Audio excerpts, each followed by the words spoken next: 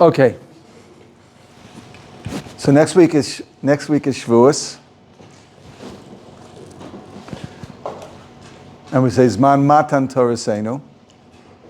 Zman Matan Torasenu. That's what we say in the Shmoneh Esrei, right? Zman Matan Torasenu. So first of all, I want to get the Meforshim, or the Bali Musar, say all the Yom Tovim, the calendar is not a straight line. Time is not a straight line that we go from the beginning to the end and we're somewhere in the middle or towards the end. It is not a straight line. It's a spiral. It's a spiral, like a spiral staircase. It's a spiral. And every year you come back to the same basic place. You come back to the same place, further on in time, but you come back to the same place. So when we have Zaman Cheruseinu by Pesach, so that's the same time every year, the same thing that's happening, the same spiritual influences happen exactly again. Zman Matan Torasenu. So the same spiritual influences that happen at the time of Matan Torah are happening again. So it's Zman Matan Torasenu. Does that apply after Mashiach also? Yes, but things will. It's not clear exactly what will be, because it says we're not gonna accent Yitzias Mitzrayim, because Yitzia of the Golus is going to be so spectacular. It's going to outshine Yitzias Mitzrayim, and that's the Machlokes, the Rabbanan and Rabbi Tarfon in the Haggadah, whether or not we mentioned Yitzias Mitzrayim la'asad lavoi. The Chachamim say you mention Yitzias Mitzrayim at night, but you don't mention it la'asad lavoi. Rabbi Tarfon says no. Rabbi Tarfon says you mention it at night, not la'asad lavoi. The Rabbanan says no. It's Moshe Mashiach. It's Lehevi and Moshe Mashiach. That even Moshe Mashiach, we're still going to mention Yitzias Mitzrayim, even if it's not going to be exactly the same level. So that's a different shmooze. Exactly what's going to happen when Mashiach comes. But expect fireworks. I mean, it's going to be spectacular. It's going to make Yitzias Mitzrayim and the Eser Makos and Kriyas Yamsuf look like kid stuff. Bez Hashem. Anyway, but we're getting to Shavuos. So Shavuos, it's a very interesting thing. It's very, so the Kli Yakar, there's a very famous Kli Yakar, talks about there are two Yom Tovim that it doesn't say what happened on those days. It says you keep at the end of counting 50 days, you bring the korban of the Shtei Alechem. You bring a special korban of the Shtei Alechem. It doesn't say what the yontif is, and you have to keep it as a yontif, Mikroi Kodesh. What's the yontif? So the Kli Yakar asks the question, why doesn't the Torah tell us it's a Zman Matan Torasenu? The Chazal had to tell us it's Zman Matan Torasenu. They put into the matbeya, into the text of the davening, Yom Tov, the Shlosh Regalim davening. They said Zman Matan Torah, but the Torah doesn't say it. Why not? So the Kli Yakar says it doesn't say it's a Zman Matan Torah, because Matan Torah has to happen every day. Matan Torah is every day. HaKadosh Baruch Hu gives Torah to us every day. What? And this is the bracha that we make when we make a bracha in the morning. Right? Bracha to Hashem. Nice. Where's the brachas? There's two brachas. I always like seeing the exact.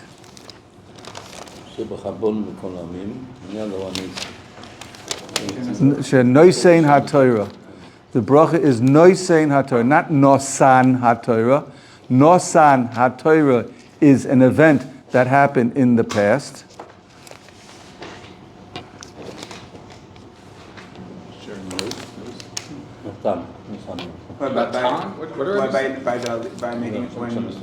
Where is it? Here it is. Like Kriyas Torah? And by Kriyas Torah we say the same thing. That's the bracha, the second bracha that we make. That's this bracha achrona.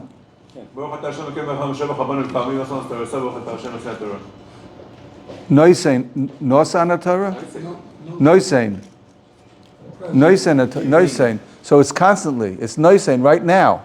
So every day is Noisein Torah. So not just but there's a special hashbah that comes from a Kodesh Baruch Hu that we get the Torah every year at Chag Shavuos. That's why we have all the minhagim, staying up the whole night and learning and reenacting the Kabbalah Torah. They fell asleep, so we have to stay up the whole night. And people they daven vasikin to be there right early in the morning, the time of Kabbalah Torah, because the Kodesh Baruch Hu had to wake up Klal Yisrael.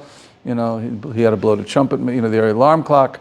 So everybody, overslept. Whatever that means, that's not for me right now. But it's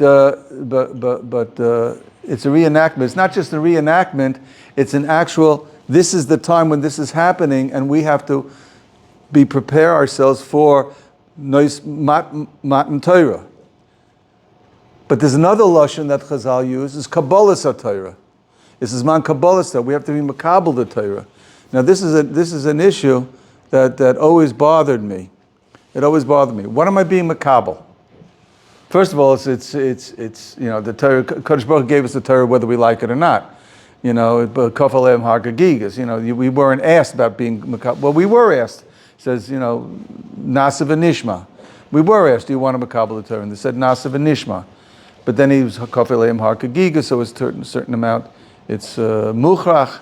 But so many of us are lacking the concept. What is this Torah? Why am I being makabel?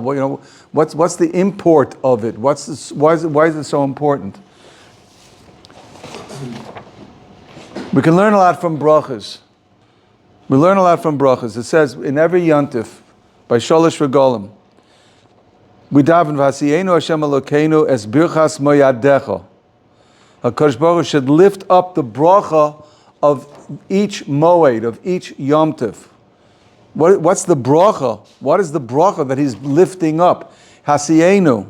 Hasiyenu, he should lift us up into the bracha. As birchas moyadecha. What is this lift for us? Hasiyenu, lift up for us. What does that mean? So one thing we don't appreciate. We don't appreciate. We're in Gullus. Many of us, I grew up in Chutz La'aretz, like most of us. Not the kids. You didn't grow up. You have no clue what Chutz La'aretz is. You went to Eilat. You think, yeah, Baruch Hashem. You think Eilat is Chutz La'aretz. Okay. Yeah. It is. I was never there. Anyway. Gashmis. Because the accent, yeah. Anyway, we're living Gullus and we don't appreciate, we have to interact, and this is what you said, Rav Weiss gave a shmooze in Or Sameach a couple of days ago, and he talked about, we have to interact with the Goyim so much that it sort of impacts us. It influences us, and we forget, and we think that we think that we're similar to the Goyim. We have to be friendly to them, be nice to them, and we don't see that much difference between them. And we have to realize that Klal Yisrael is different than the Goyim. Is Atov Achar Torah Mikol Amim. HaKadosh Baruch Hu chose us. He chose us. We are different. Mikol Amim. He chose us above all the nations. He Ahavto Oisanu. He loves us. But it's Sisabano, and he wants us. What is this? We have to go through the whole history from Avram Avinu, why he loves us and why he wants us. Romam Tana, but because of this Ava, you study the history in Sefer Bereshis, and you see how he loved Klal Yisrael.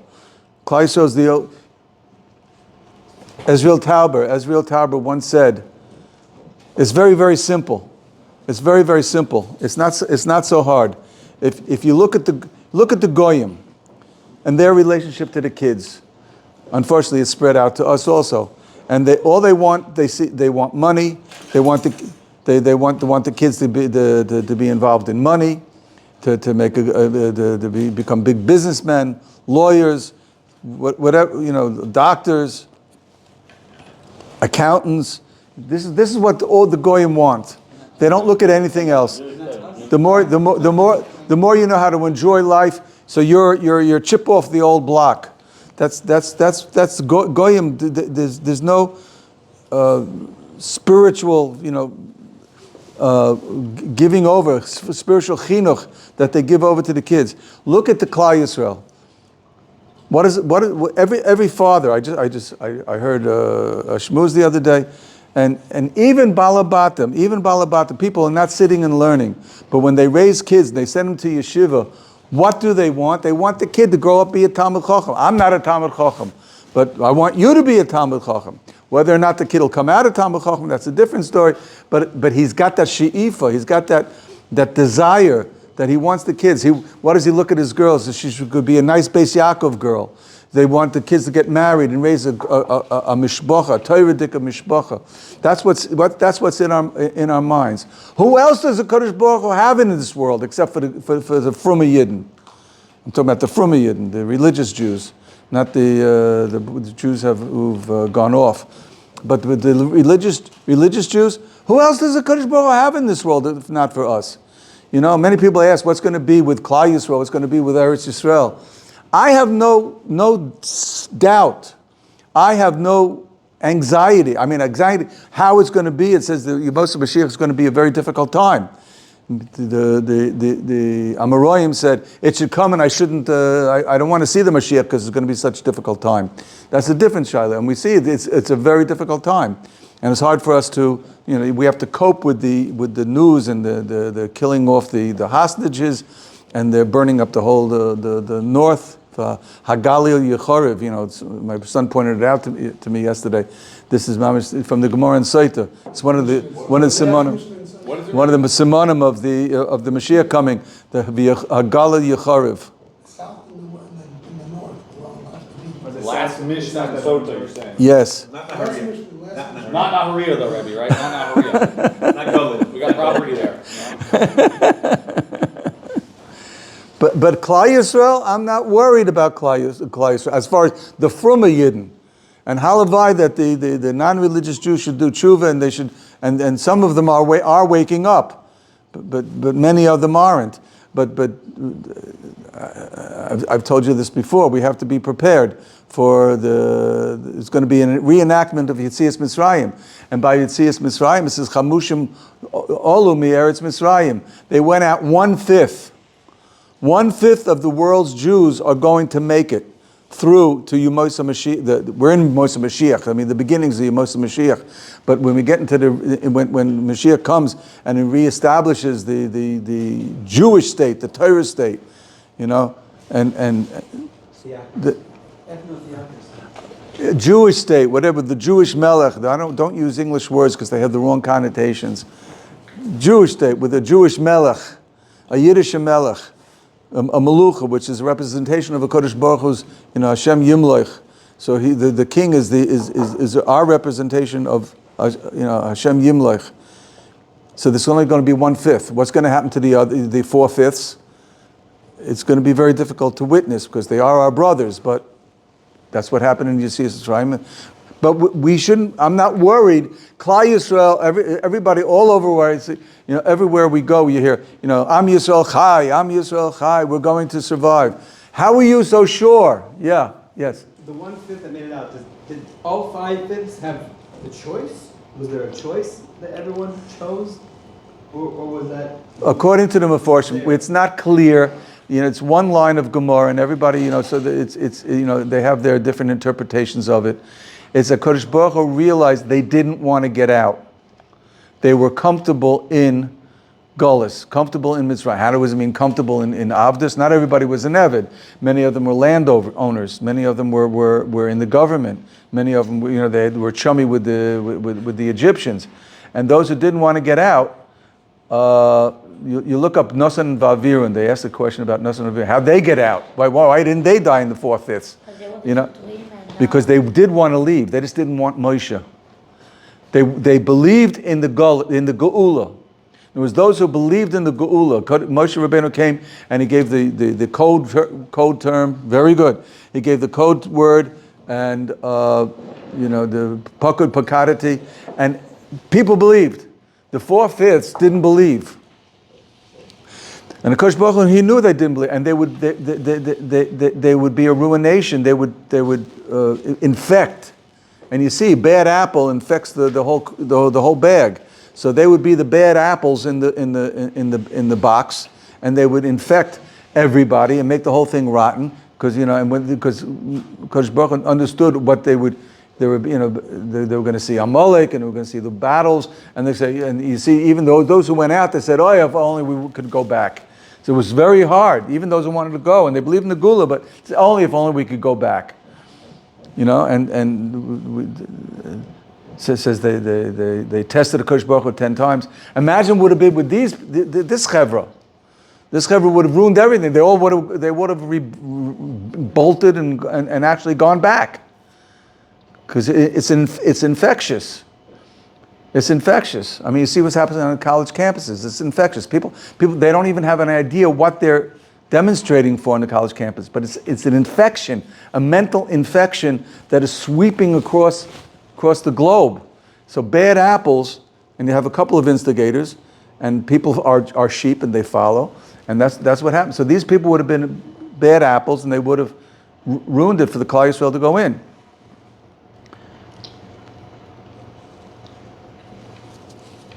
So it says, He lifted us up above all the nations, all the languages of the world. We are lifted up. We have to be proud. I call it Jewish pride. Jewish pride. This is the word pride. Unfortunately, they have ruined so many words. When I was growing up, it was a delight, a wonderful thing to be gay. You're not allowed to use that word anymore because they gave it all these treif connotations. Now they took a wonderful word called pride and they gave it treif connotations. But I believe in Jewish pride. Be proud that you're a Yid because Romam Tanu Mikol Hashonos. V'kidash Tanu b'mitzvaysecha. V'kidash Tanu b'mitzvaysecha. So the Siddur, Eitzar Tfilos, the Eitz Yosef, this is Chashuv Perish on the Eitz Yosef, the Chashuv Perish on he's got it on the Siddur, Eitzar Tfilos, and also he's a Perish on Medrash Rabbah.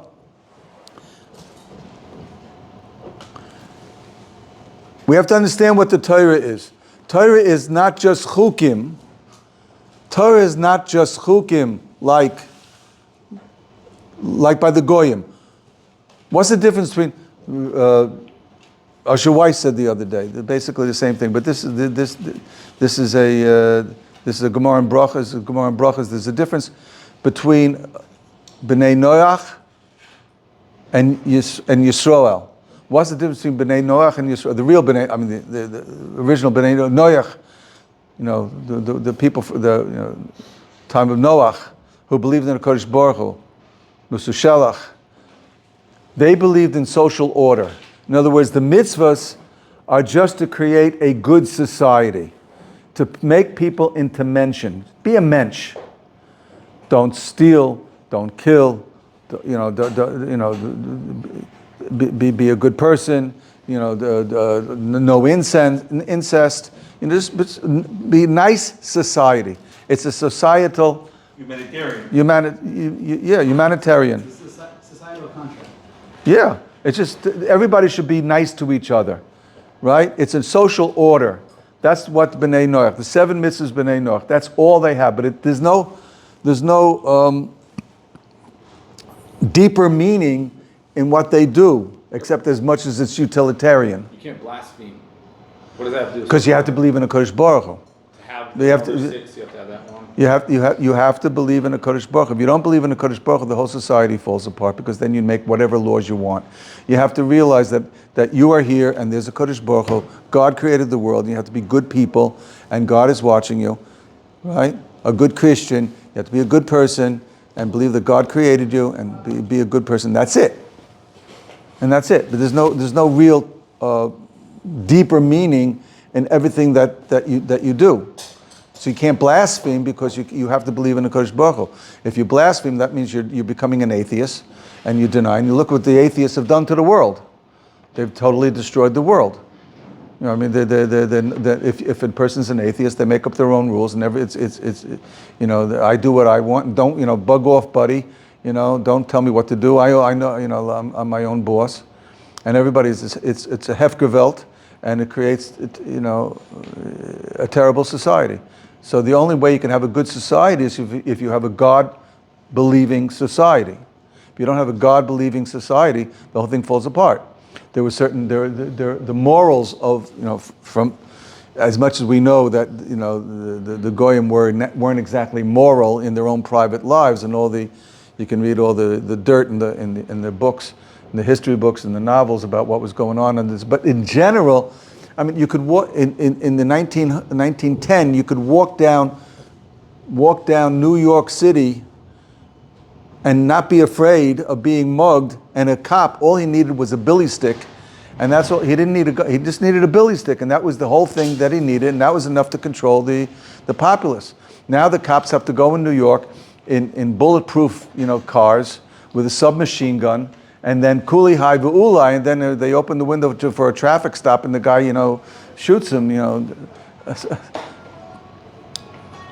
So you see, the whole moral fabric of society is totally degenerated because of the lack of belief in God.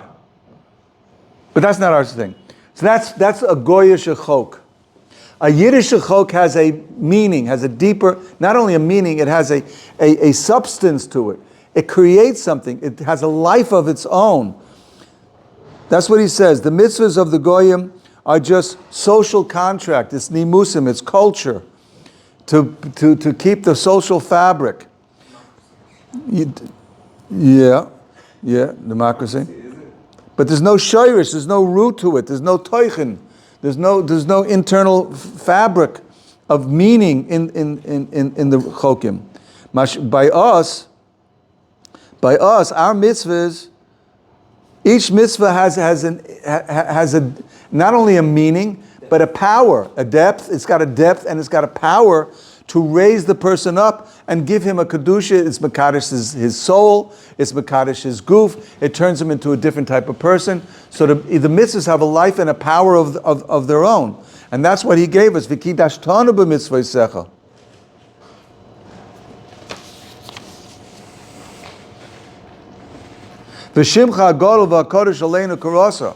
Now this is the basis of Jewish pride. We have to realize our name. Why did the Kodesh Baruch Hu give Yaakov a new name called Yisroel? He put his name, Kel, into our name, Yisroel, and the word Yisra means word of sorora, of control. We control, we have power, we govern the upper worlds. Kale is a lashon of all the upper spiritual worlds, of the heaven, the heavenly powers. Elokim is Kale, Elokim, right? That's the heavenly powers, the spiritual powers that govern the world, and we control that, Yisrael Kale. And we have to realize that we are tremendously powerful. That's what I want to explain. This is what is, if I have time, this is I want to explain that, and this is the impact of Chag Shavuos. So don't get afraid. Don't be afraid. Don't get scared. I want to teach you a little Kabbalah. It's not spooky. I'm not going to make the table, you know, rise or anything like that. But what's Kabbalah? Kodesh Baruch Hu gave us Torah. He gave us the written Torah, the Chamisha Chumshei Torah, right? He gave us Chamisha Chumshei Torah, and then he gave us Torah Shebal Peh. And Torah Shebal Peh is made up of 4 components: Pardes, Pshat, Remez, Drush, Sod. Pshat is simple Pshat. Simple Pshat. How to read it? Remez, there are a lot of ramazim, there are a lot of hints of halachas that are hit inside. We say asmachta. Many times you find in the Gemara, you find the concept of an asmachta. some people say it's a machlokes. I don't think it's a machlokes. The Pri Megadim says there are different types of asmachtas. Some asmachtas are diaraises. The Pri Megadim says there is an asmachta diarais. That's why we give very high import to an asmachta, that we treat it on a very serious level, because it's a hint in the Torah what a Kodesh Baruch Hu's ratzon is. So even though he didn't say it, because he didn't want to make it part of the Torah just yet, but when it came time for it, the Chazal saw, he gave Chazal the power, the insight that when the time came that these halachas needed to be enacted, so he gave hints in the Torah of certain laws, certain chukim, and these are called asmachtas. And according to Pri Megadim, some of them are actually almost diraisa, safek diraisa l'chumra. Other types of asmachtas are, the Rambam says, there's famous Rambam, and then there's in Rosh Hashanah there's a ritva in Rosh Hashanah that calls this Rambam apikorsis, chas v'shalom. But it's not apikorsis, it's just a different type of asmachta. It's a memory aid. The Rambam calls it an asmachta, a memory aid, because many things or either it's a memory aid, how to remember certain types of halachas, or the hamonam, the normal populace, they weren't learned people, and they wouldn't take, they hear something, oh, it's only derabanan. Oh, it's only derabanan. So if the rabbi would give a pasuk, he would say a pasuk, so it would take it more seriously, and therefore, they would say, oh, it's a pasuk already, so I got to be careful, I got to follow it. So the Rambam says they gave it the Rabbanan used these psukim to make an asmachta on Rabbanan dika halachas, to give an import, to make them important in people's eyes. The Ritva calls this apikorsis. I'm not going to get into that. As you look in the Ritva in Rosh Hashanah, but I think they're both true. The different types of asmachtas. Anyway, that's remez.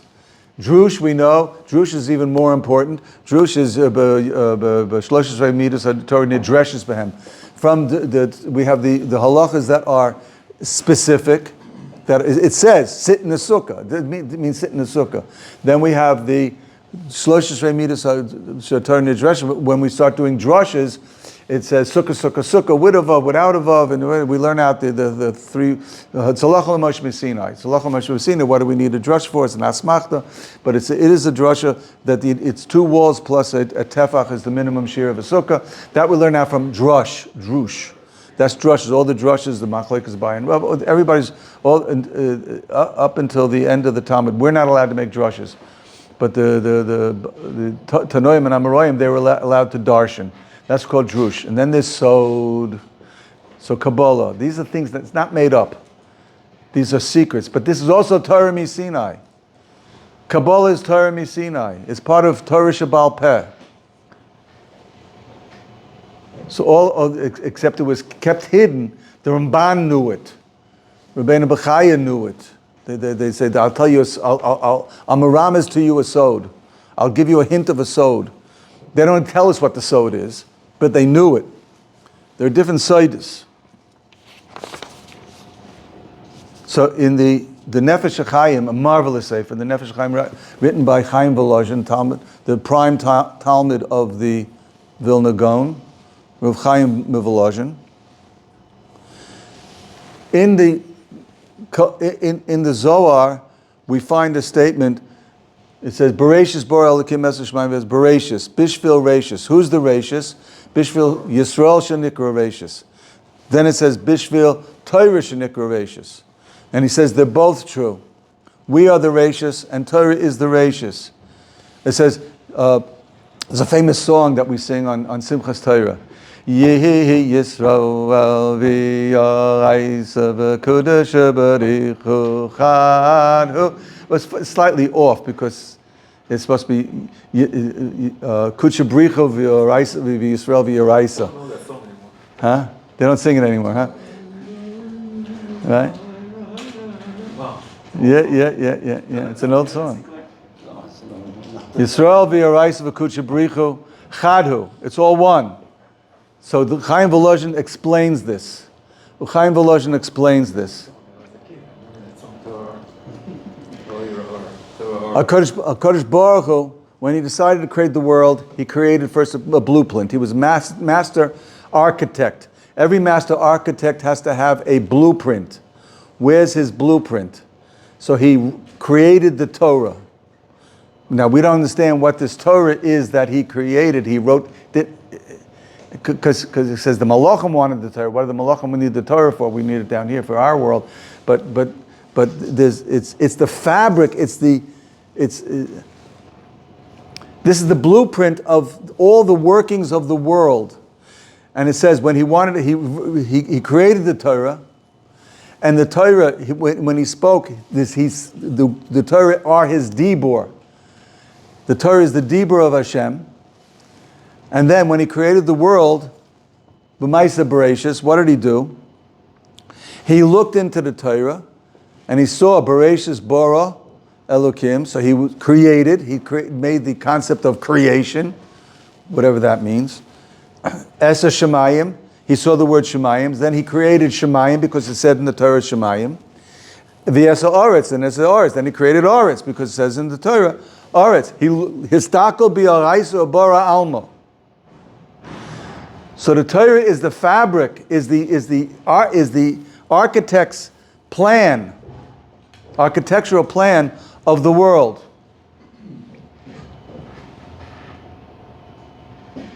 And then he created man. So the Torah preceded man. And then he created man. At the end of creation, in the sixth day, he created man, B'Tselem Elokim. So the Reb Chaim Volozhin says, what's Tselem Elokim? Why? Tselem is in the image of, and specifically Elokim. We are the Tselem of Elokim and not the Tselem of Yud Kei Vav Kei. What is the word Tselem Elokim? We are in the image of Tselem Elokim, and the Tselem it's some sort of similarity. It's sort of like, it's a Ke'ilu, it's like it. In what way? And what is Elokim? So if you, in the beginning of the Siddur, when it's got the parish of the Shemus of a Kodesh Baruch Hu, it's got the parish of Yud Kei Vav Kei, Hoya Hoya V'Yihya. So that's the etzem of a Kodesh Baruch Hu. He is, was, always will be. Right? Adon Olam Hashem Molach B'Terem Kol. Before anything happened, right? Right? And then he's Molach now, right? And then Hu Yimloch Li'olam V'Oed. He always, that's a Kodesh Baruch Hu, right? But we don't say it because it's too holy to say, so we say Adon, right? We call him Adon. Adamo. We also don't want to say it because of the chashivas. You don't take Hashem's name in vain, so we're very careful about speaking it out. And then what's Elokim? When we say Elokim, so you look in that Hagdama in the Siddur, it says Baal HaKoiches Kulo. So I've mentioned this to you before. Elokim is that HaKadosh Baruch Hu is running, or he's Mekayim, he's keeping together and being Mechadish B'Tuva B'Chol Yom Tomed Maaseh Bereshis. He's constantly creating Teva. Because it says Teva is Ho'elo, I think it was Ho'elo, where's the Hey? Ho'elokim. Ho'elokim and Teva are the same. It's all 86? 86. You make a cheshbon. Ho'elokim is 86. Unless it's Hot Teva. I forget where the Hey is. Hot Teva. So Hot Teva. So Elokim is Hot Teva. So Teva, nature, is Elokim. He's the Bala Koiches Kulam. What does it mean, Bala Koiches Kulam? So, what a Koiches? What a Koiches? There's a Koich of gravity. There's a Koich of life. What gives life? You have all these, in biochemistry, you see all these, how a cell works, and the cell is moving, and cells got, and all the bacteria are moving, and inside the one cell there's movement, and everything is alive, and the plants are alive, and plants grow, and animals move. There's a koyach of moving. How does an animal know how to move? There's the instincts, the magnetism, all the different koyach, the koyach of the atmospheric pressures, and all the whole ecology, you know, and the way the world works, and the way the universe works, and the way the gravity works, and then the way the subatomic particles work, and there's a subatomic attraction. What are all these koiches? And there's koiches of economics. These are also koiches. You see the economics of the world. They follow patterns. You know, people make money on trying to figure out the patterns. They put it in the computer to see the pattern. Go to the stock market, and if they're lucky, my brother told me it's luck. It's not. They haven't figured out a program yet you can make it on the stock market, but all these are koiches, and what's keeping it all together? So mechadish b'tuva b'chol yom tomid ma'aseh bereishis. So I want to give you a mashal. I think I've been thinking about this for a long time. The Chafetz Chaim, when they invented the telephone, and then they also invented at his time, they invented the photography, pictures. People didn't believe. You know, people going through, God, what I do? He can't see me. And even if I do anything in the privacy of my home, it's forgotten. Everybody forgets it. It's gone, it's done, it's over with. And he can't hear me, especially the Chafetz Chaim was big on Lashon Hara. He can't hear me, right? So what did the Kodesh Baruch Hu do? We think that he created that we created the telephone in order to communicate, you know, from one side of the earth to the other side of the earth. We created the photography to use, you know, as photography to keep the memories alive. Chafetz Chaim says no. Kodesh Baruch Hu created it so we can have a concept of what a Kodesh Baruch Hu is. You think that nobody's in the room and he can't hear you? There's a telephone. Right? There's a telephone. You're connected, and he's hearing everything you're saying. Right? Oh, he's not seeing me steal. I can go into the guy's, hop through the window and clean out his house, and nobody's going to see me. There's a security camera. And now there's security. He made security cameras all over the place. And if there aren't security cameras, there are security satellites. Everything is being photographed. So who's watching it? The central command, the central station of all the security cameras is in Shemayim. They're photographing everything. In video, 3D. This is a new thing. They didn't have this.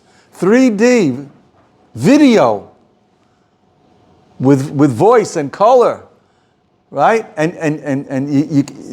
when we get upstairs, they're going to put the video on, and you're going to sink into try to hide into the seat, you know. And everybody's watching this one, you know, and you're going to be so embarrassed when they show you this is your life, right? And that's what's going to happen, and this is why Kodesh Baruch Hu created all these things. That's why he created also, you know, people said, okay, I believe in a telephone, but there's no wire, right? So what did he do? He created wireless telephones.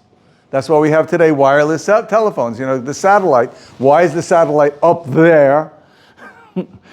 The satellite is up there, you know, for a reason. That the sound goes up there, the video goes up there. You have on your phone, you have your video, right? And everything is being recorded.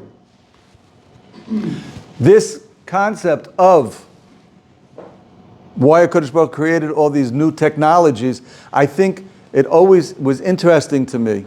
I thought about the computer is one of the biggest technological advances of our society. Everybody's got a computer.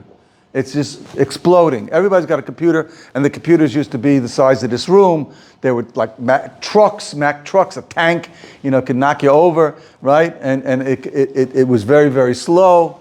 The original computers were very, very slow. And the original computers, you had to punch in on paper and then feed the paper into the computer.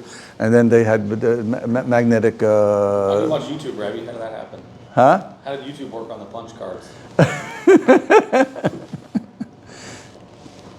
So, but today everything's digital, and it's amazing. And they got these little tiny, very, very thin, very, very light, powerful computers. You know, was this I generation, IE, whatever, huh? Yeah, the powerful computers. These little tiny ThinkPads, like, you know, and everybody's got them. It's amazing. What's a computer? A computer is made up of several components. First of all, it needs power. Now, I'm still struggling. I want to make a mashal. You have a Kodesh Baruch Hu. He's Mecharish B'tuva B'chol Yom Tov Mid Ma'aseh Bereishis. Right? What does that mean? You have your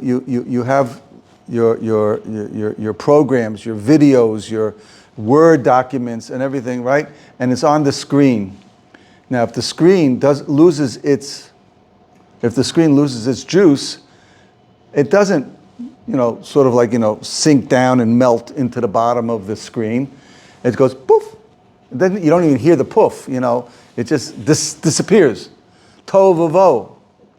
Hamachadish b'tuva b'chol yom tomid ma'aseh bereishis HaKadosh Baruch Hu. He's constantly pumping juice, pumping chashmal, electricity, into the computer to make it work every second. And if the power supply would die, you'd have a power outage, the whole world would just go poof. Wouldn't be here anymore. So he's got to keep it going. And that's what we daven every morning. HaMacharish b'tuva b'chol yom tov mid ma'aseh bereishis. Then there's Torah. What's Torah? Torah is the iOS, or the Word program, or the Microsoft program, or Windows. Windows is Torah. Chas V'sholom. I mean, but Torah is like the Windows of the world. It's the program. It's the program that gives life to everything that you do on the computer. If you want to word process, write a document on the computer, it's in the Windows. In Windows together with the Microsoft Office, right? So it's the programming allows you to make the documents. It allows you to make the calculations. If you want to watch a video, it's got all the ability, all the codes that allow the video to come up on the screen. And that's what Torah is. Torah is the codes. Torah codes, the famous Torah codes, right? Torah is the code, the coding. It's the programming of the whole. It's much more complex than Bill Gates can ever. His mind is so puny compared to Kodesh Baruch Hu. So right. Even Bill Gates said about DNA. Who created DNA? Kodesh Baruch Hu created DNA. And they say DNA. I told you this many, many times. The biggest proof against evolution. Evolution is bunk. It's impossible. Because everything has to come from DNA, and DNA is a computer program. And Bill Gates says even more complex than his computer program. Now for him, Baal Gaiva like that, to admit that is a pretty good big statement at least, right? But and it is, if you think about it, and it's just it's in a cell. It's a couple of nanometers, whatever you call it, yeah, right. Yeah, it's how big is it? It's inside a cell. It's not even a cell. It's inside the DNA. It's inside the chromosomes of the cell. And it's a computer program, and it's amazing. And it has the ability to replicate itself, and it keeps the animal, and it gives all the instructions for the animal to grow, how to act, how to have instincts. It tells the butterfly how to connect to the magnetic field so it knows how to fly, right? It's got geomagnetic tracking, right? The bees have they have tracking. They can go back to the beehive. the instincts. All these things are inside the DNA. Self-drive, self-slide. Yeah, Mosquitoes can bite me. that's right. And Smell like CO2. he can smell you. He can smell you, right? Smell your blood. So the Torah is the, I mean, ki'ilu, chas v'sholom the dimion, but it's the computer program. It's the iOS and the BIOS and the Windows the iOS, and it's also the Office iOS. The programming. It's all the programming. What's man? Who's man? Who's man? So man is the programmer. Kadosh Baruch Hu gave us an ability to tap in to that program, and every person has his keyboard. Every person has got a keyboard, and when he does a mitzvah or he learns Torah, he is tapping in and adjusting, and it depends upon how deep he is. You have advanced programs; they can go into the guts of the of Windows. You have people not so advanced; they can adjust Excel to make my spreadsheet the way I want, right? Or I'm not so advanced as that. I can make a nice document on Word. I can make a nice document in Word and pick out, change the fonts a little bit. So it depends how advanced you are, and your keyboard, what you do. A big tzaddik, he can go into the guts of the program, the guts of the Torah, and adjust it. And he controls. That's why the tzaddik controls the world. A tzaddik controls the world. Tzaddik goes from Eibush Makayim. But all of us, when we do mitzvahs, when we learn Torah, we are punching in keyboards. We are controlling the world. That's what we have to understand. Romam Tanmi Kol L'Shonos. This is what HaKadosh Baruch Hu has done. And this is why Kabbalah Torah is not just once a year, it's every day. It's every day that we have Kabbalah Torah. Because when we accept, we recognize, when we recognize the greatness, we have what I call Jewish pride. And we realize how great we are and where we want to increase ourselves and grow in Torah and in mitzvahs. So we are now making a connection and increasing our power. And this is Kabbalah Torah. That's Yisroel, Rebbe. That's Shroud. Only Yisroel. Only Yisroel. That's Chaim. Yisroel. Talking about struggle. Oh, what? Sorry. Talking about like wrestling. You're struggling. Struggling. What is it? Struggle. No. Srora. No. The angel, like an angel. No, struggles no. God. It was a ruchnius type of struggle. That's my conservative, maybe my conservative. No. That's an English word. The Hebrew word is Yisroel. Srora. He's Sar. From the word Sar, we are the Sar over Kale, over all the spiritual forces. That's the Hebrew word, Yisroel, Sorora. Not struggle. No. Sorora. So I want to end off. I just want to end off a very, very important. It's a forgotten mitzvah. Not so forgotten. It's getting better. Everybody looks at the Shulchan Aruch. They learn Shulchan Aruch, and the Shulchan Aruch is made for Talmidei Chachamim to learn. You have Chashem Mishpah Koil and Aruch Chaim Koil and Even Ezer Koil and big rabbis learning. And if you notice after all the halachas, starts off with Orach Chaim, and then go through davening, and the end of davening, and Kriyas Torah, and the end of davening, Ashrei Yavol Tzion. And after all is said and done, we have Kuf Nun Hey. Now in Siman Kuf Nun Hey, it says after you finish davening, go learn. When you finish davening, go to the base medrash and learn. And be kaveya itim l'Torah. Our connection with the Torah is when we kaveya itim l'Torah. And this is a very important din that people, we have to take it seriously. And I know that it's very, very hard. Trying to make a living and to squeeze out some time. But it says, we have to take it seriously. Kaveya itim lilmoid. V'tzorach, that time should be kavua. Lo yavirenu af im sover laharviach harbe. Even if you think you're going to make a lot of money, You have a big contract. You want to lose out on your shir. You have a shir in the morning, a shir at night, and then all of a sudden you got a business offer, and you have to have a meeting, and you're gonna miss the shir, or miss your kaviyas Torah, or miss your chavrusa. If that's your set time, don't budge. And there's a very important Chafetz Chaim in Shmiras HaLashon. It's not just on Shmiras HaLashon. There's Shar HaTavuna, and it talks a lot about B'tochen. It talks about B'tochen. There's Yerushalmi. Even if imagine an old Meir Shorim, like the guy, he goes to learn. He's got a store.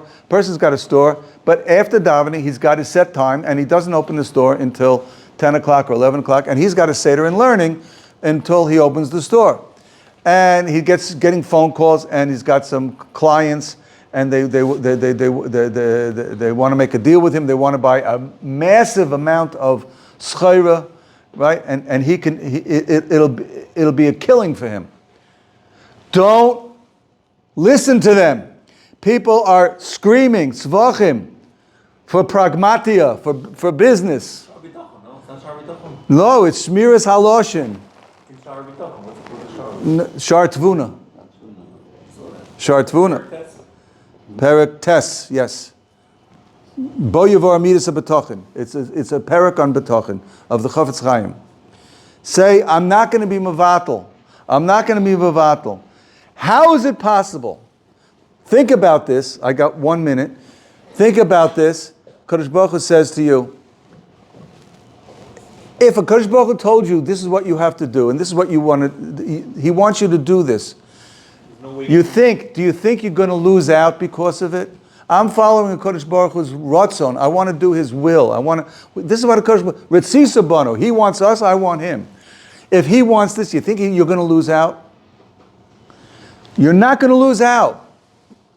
And even if in the short run, it looks like you lost out, but the hachnasa, the parnasa of a person is set from Rosh Hashanah to Rosh Hashanah. You have time until next Rosh Hashanah, until the end of the set.